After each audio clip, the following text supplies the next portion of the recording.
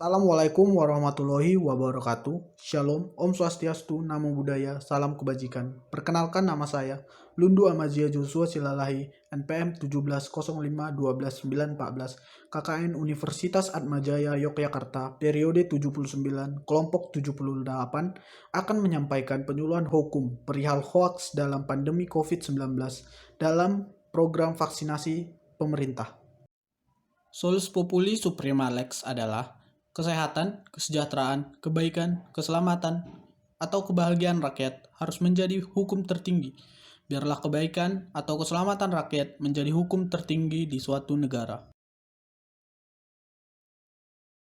Satuan Tugas Penanganan COVID-19 hingga Selasa 11 Mei 2021 pukul 12 menunjukkan adanya penambahan 5.021 kasus COVID dalam 24 jam terakhir. Penambahan itu menyebabkan total kasus COVID-19 di Indonesia saat ini mencapai 1.723.596, terhitung sejak kasus pertama diumumkan Presiden Joko Widodo pada 2 Maret 2020. Kasus pneumonia yang tidak diketahui penyebabnya ini pertama kali dilaporkan di Wuhan, Provinsi Hubei, Cina pada Desember 2019. World Health Organization atau WHO mengumumkan nama penyakit ini sebagai virus corona disease COVID-19 yang disebabkan oleh virus SARS-CoV-2 yang sebelumnya disebut 2019 nCoV dan dinyatakan sebagai pandemi pada tanggal 12 Maret 2020. Dengan ini kita memasuki era new normal, yang dimana new normal merupakan perubahan perilaku atau kebiasaan untuk tetap menjalankan aktivitas seperti biasa, namun dengan selalu menetapkan protokol kesehatan di tengah pandemi COVID-19. Law enforcement adalah sistem di dalamnya terdapat anggota pemerintah yang bertindak secara terorganisir untuk menegakkan hukum dengan cara menemukan, menghalangi, memulihkan, dan menghukum orang-orang yang melanggar undang-undang atau norma hukum yang mengatur masyarakat tempat anggota penegak hukum tersebut berada. Indonesia sudah memiliki penegakan hukum dalam COVID-19, setidaknya dalam Undang-Undang Nomor 36 Tahun 2009 tentang Kesehatan pada pasal 154 menyatakan bahwa pemerintah wajib mengumumkan wilayah yang menjadi sumber penularan ke masyarakat.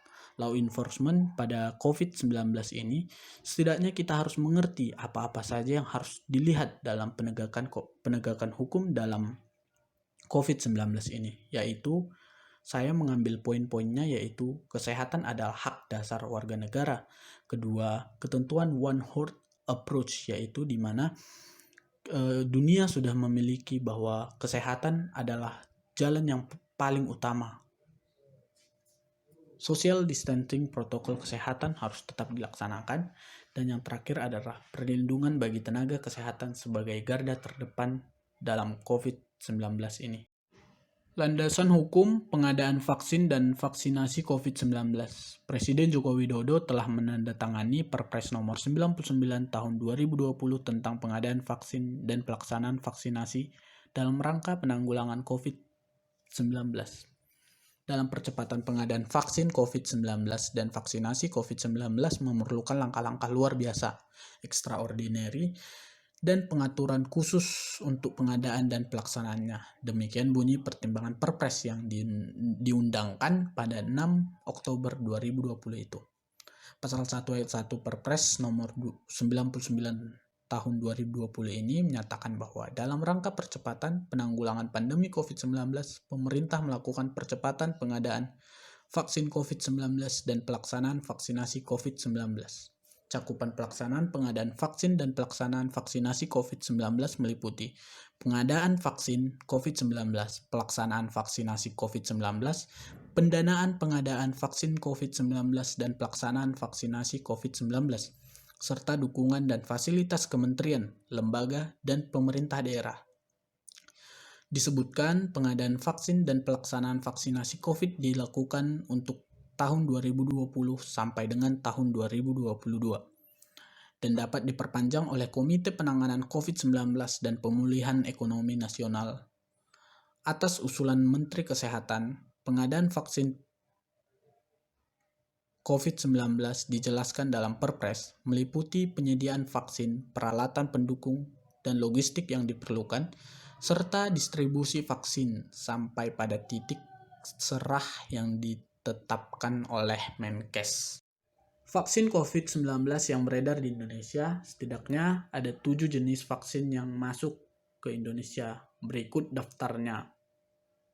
Ada sanksi bagi penolak vaksin COVID-19 dalam Peraturan Presiden Nomor 14 Tahun 2021 tentang perubahan atas Peraturan Presiden Nomor 99 Tahun 2020 tentang pengadaan vaksin dan pelaksanaan vaksinasi dalam rangka penanggulangan pandemi COVID-19 pada pasal 13A Perpres Nomor 14 2021 itu disebut bahwa setiap orang yang telah ditetapkan sebagai sasaran penerima vaksin COVID-19 yang tidak mengikuti vaksinasi COVID-19 dapat dikenai sanksi administratif. Sanksi administratif ini merupakan penundaan atau penghentian pemberian jaminan sosial atau bantuan sosial. Penundaan atau penghentian dilakukan oleh kementerian, lembaga, pemerintah daerah, atau badan sesuai dengan kewenangannya. Selain itu, pada pasal 13B menyebutkan setiap orang yang telah ditetapkan sebagai sasaran penerima vaksin COVID-19 yang tidak mengikuti vaksinasi dan menyebabkan terhalangnya pelaksanaan penanggulangan tersebut dapat dikenai sanksi di atas. Sanksi tersebut juga dapat dinaikkan mengikuti dengan undang-undang tentang wabah penyakit menular. Hoaks yang terjadi terkait vaksinasi. Program vaksinasi untuk menguatkan kekebalan tubuh agar tidak tertular COVID-19 telah memasuki penyuntikan tahap kedua. Di tengah proses tersebut bermunculan informasi hoaks. Kondisi ini tentunya menimbulkan kekhawatiran dan dapat menurunkan minat masyarakat terhadap vaksin COVID-19. Beberapa contohnya adalah anggota Angkatan Laut Australia yang alami efek samping setelah divaksin COVID-19. Vaksin COVID-19 bisa membuat wanita mandul. Puluhan wartawan terpapar COVID setelah divaksin COVID-19. Seseorang pingsan setelah divaksin di NTB. Divaksin dapat memperbesar ukuran kemaluan pria. Masyarakat Indonesia hanya sebagai kelinci percobaan. Vaksin mengandung sel vero atau kandungan boraks dan formalin dalam vaksin Sinovac. Jerat pidana bagi penyebar berita hoaks virus corona. Penyebar berita hoaks dapat dikenai sanksi sebagai diatur dalam pasal 28 ayat 1 Undang-Undang Nomor 11 Tahun 2008 tentang Informasi Transaksi Elektronik, junto pasal 45 ayat 1 Undang-Undang Nomor 19 Tahun 2016 tentang perubahan atas Undang-Undang Nomor 11 Tahun 2008 tentang Informasi dan Transaksi Elektronik. Pasal itu menyatakan setiap orang yang dengan sengaja atau tanpa hak menyebarkan berita bohong dan menyesatkan yang mengakibatkan kerugian konsumen dalam transaksi elektronik dipidana dengan pidana penjara paling lama 6 tahun dan atau denda paling banyak 1 miliar rupiah. Dan tentunya dapat diperberat karena mempersulit kinerja pemerintah untuk penyelesaian COVID-19 ini. Penyelesaian yang dapat dilakukan dalam menghentikan penyebaran hoaks ini dan menyukseskan vaksinasi ini menurut saya adalah yang paling terpenting, yaitu edukasi hingga penguatan literasi terkait isu kesehatan. Kedua, hoaks harus ditangani dari hulu sampai hilir. Ketiga, perlunya perangkat untuk penangkal hoaks, misalnya situs atau medsos yang berisi klarifikasi atau informasi perihal hoaks tersebut. Tetapi yang paling penting adalah kerjasama antara pemerintah, masyarakat, sipil, dan penegak hukum dalam menyelesaikan masalah COVID-19 ini. Mungkin menurut saya itu saja. Terima kasih. Mungkin cukup itu yang dapat saya sampaikan. Bila ada kesalahan kata, saya meminta maaf. Terima kasih.